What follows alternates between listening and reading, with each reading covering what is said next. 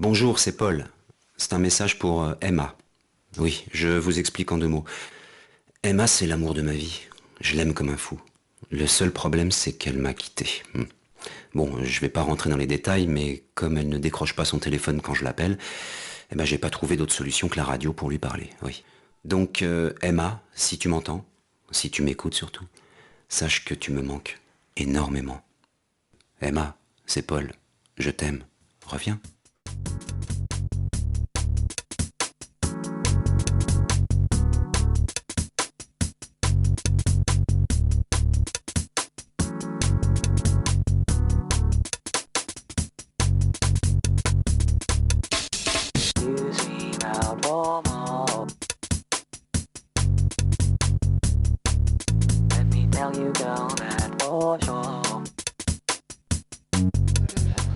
Moi, je suis Bérangère Mangin, donc je suis la directrice commerciale sur le budget de Lagardère Publicité.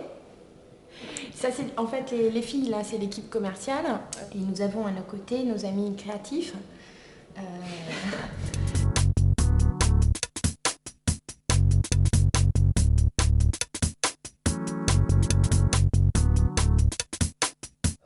La réflexion de l'agence en fait, nous a conduit à leur recommander de faire tout simplement ce qu'on appelle une démonstration par la preuve et d'organiser une gigantesque campagne qui ferait la démonstration à la fois de la diversité de leurs médias, de l'interactivité de leurs médias entre eux et de la puissance aussi de leurs médias. On a décidé d'activer donc en fait tous ces supports autour d'une même idée créative. Pour que vraiment la force de cette campagne soit démultipliée, il est super important de trouver un concept qui soit universel et qui concerne tout le monde, aussi bien le business que le grand public. Et on s'est dit finalement quoi de mieux que l'amour. Et c'est comme ça qu'est né en fait le concept de Emma, je t'aime, reviens. I'm gonna fuck you with my red hot dog.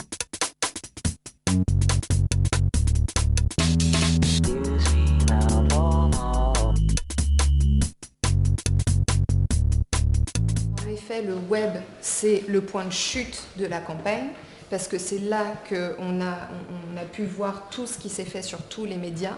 Ce qui est important dans cette campagne, c'est l'ensemble des médias et la manière dont ils s'organisaient les uns les autres.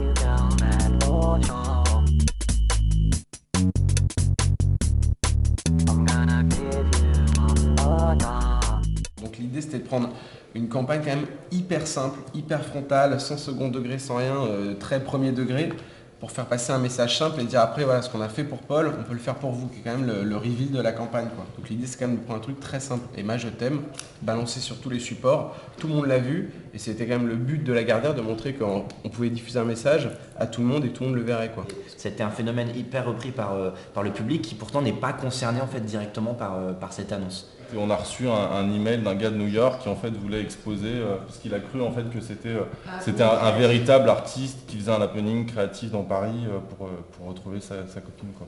On est parti du principe que Paul était un artiste de rue à la base. Voilà.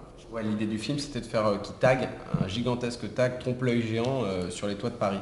Où en fait, juste en se mettant dans un axe très précis, ça faisait apparaître le trompe-l'œil. Donc on le voyait peindre à droite à gauche sur différents murs plusieurs bouts du tag, et il n'y avait qu'un seul axe perché sur un toit super haut qui faisait apparaître l'image définitive du trompe-l'œil.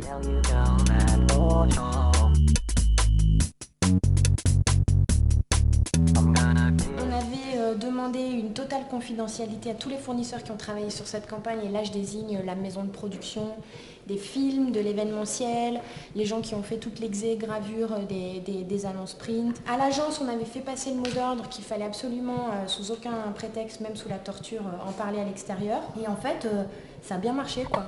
Et même le support n'était pas au courant que c'était pour Lagardère.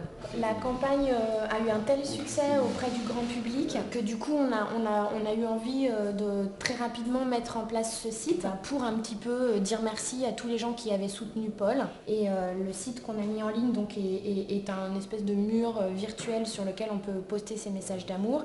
Et Lagardère, donc en remerciement du soutien du grand public, élira le meilleur message d'amour et la meilleure DA en fait d'amour postée sur ce site. L'une sera publiée dans je crois le magazine Elle de la Saint-Valentin et l'autre, le message sera enregistré et diffusé à la radio sur Europe 2 aussi pour la Saint-Valentin.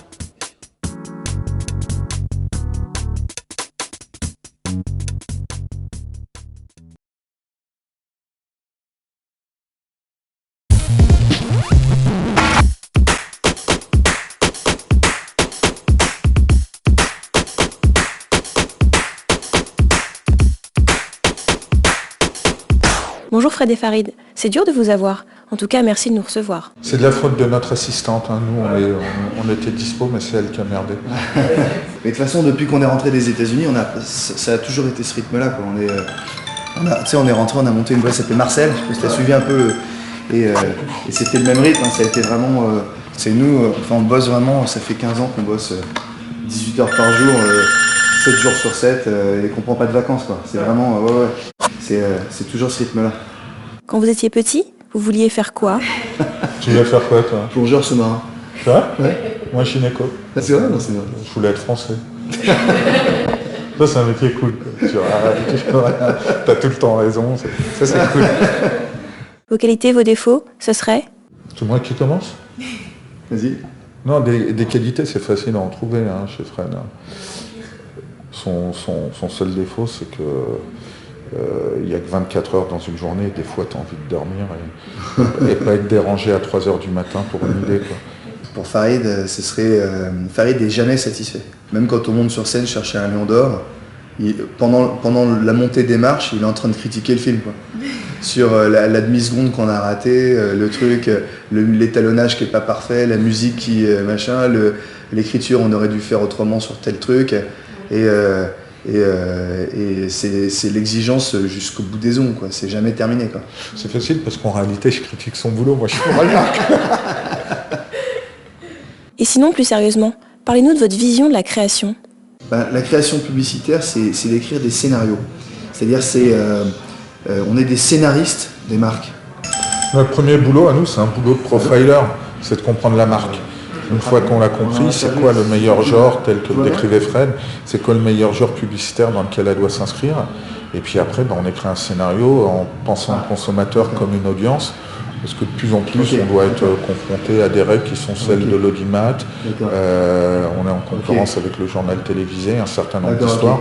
Donc nous, on va raconter une histoire en définissant le genre de la marque, en essayant de croiser ça avec la rencontre avec un public. C'est plutôt Fred qui a rationalisé cette histoire de storytelling. Ouais. En fait, c'est quoi pourquoi storyteller? Parce qu'on est au-delà de concepteur-rédacteur, c'est de créer des histoires, d'inventer des histoires, de raconter des histoires en fait sur les marques. Un concepteur, c'est quelqu'un qui aura un brief, on va lui dire t'as un print à sortir, tu trouves une idée dessus. Et du coup, ça sera une idée sur un support. Alors qu'un concepteur, il va devoir trouver une idée qui génère des idées. C'est toute la différence entre un concept global qui fait une histoire transversale dans tous les médias et juste une idée. Et la réalité aujourd'hui, c'est que, en fait, c'est des teams qui sortent des idées, quoi. En fait, la seule question, c'est celle des idées réellement, en fait. La démocratie des idées, en fait. Donc, tu as une bonne idée, elle est meilleure que n'importe laquelle, c'est tout. Tu peux même la femme de ménage, le voisin, un type qui passe et dit tiens, j'ai pensé à ça. Si son idée est la bonne, elle sera présentée au client, montée, et c'est lui qui partira en tournage. Aujourd'hui, on passe à une nouvelle énorme ère publicitaire qui est l'advertainment, donc qui est le croisement de l'advertising et de l'entertainment. Les marques ont besoin aujourd'hui de créer une relation avec leur audience, et pour créer cette relation, elles doivent se mettre au niveau de divertissement que le reste de la société du spectacle, en fait. Et donc la communication aujourd'hui, ça consiste à créer du spectacle pour les marques, un spectacle qui soit apprécié par les consommateurs et qui donne envie donc de rentrer en relation avec la marque. Le pouvoir dans ce métier, c'est la force de proposition. Faut produire des idées, quoi. Les mecs qui ont raison sont ceux qui ont les idées. Voilà, c'est comme ça que ça marche. Et parce que c'est comme des spermatozoïdes, hein. T'en balances 1 million, il y en a une qui passe. Donc il faut vraiment travailler quantitativement. C'est vraiment important, quoi.